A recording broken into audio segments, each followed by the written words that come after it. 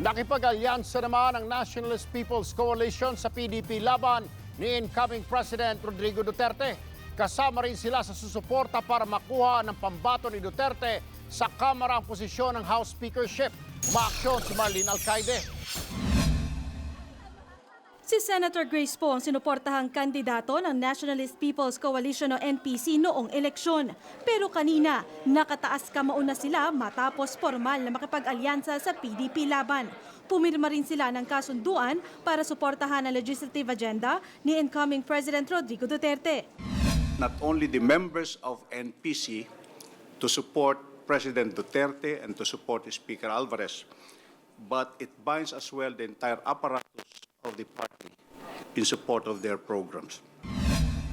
Susuportahan din daw ng humigit kumulang 50 miyembro ng NPC ang speakership ni incoming Davao del Norte Representative Pantaleon Bebot Alvarez, ang pambato ni Duterte. Tatatlo lang ang miyembro ng PDP laban sa papasok na 17th Congress. Pero tiyak na raw ang panalo sa speakership ni Alvarez sa dami na nakipag-alyansang partido. Bukod sa NPC, una nang sumuporta ang Nationalista Party at Lakas CMD. Susunod na rin daw ang NUP at Makabayan Bloc.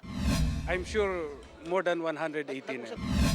Makakalaban sa speakership ni Alvarez ang kasalukuyang House Speaker Sonny Belmonte na nakausap daw niya kagabi. Sabi nga ni Speaker Belmonte, siya ay gustong sumuporta rin sa administrasyon ni Presidente Rodi Duterte. Lalaban pa rin siya doon sa speakership, pero sa nakikita namin, doon siya siguro doon sa minority group.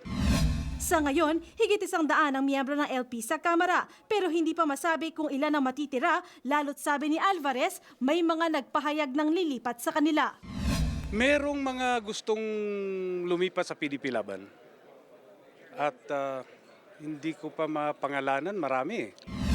Kinumpirma naman ni House Speaker Belmonte na may ilang taga-LP na gustong lumipat sa majority at suportahan si Duterte at si Alvarez bilang speaker. Nauna nang sinabi ni Alvarez na isusulong niya ang charter change para bigyan daan ng federalismo. Target nilang mailatag ang mga amendments para pagbotohan sa isang plebisito na isasabay sa 2019 midterm elections. Mahalagang buo ang suporta ng Kongreso at Senado sa susunod na Pangulo para tiyak na maisusulong ang mga batas na itinutulak ng susunod na administrasyon tulad ng federalismo, tax reform bill at death penalty. Umaaksyon, Marlene Alcaide, News 5. Be sure to come back. Use 5 everywhere. Copyright 2016.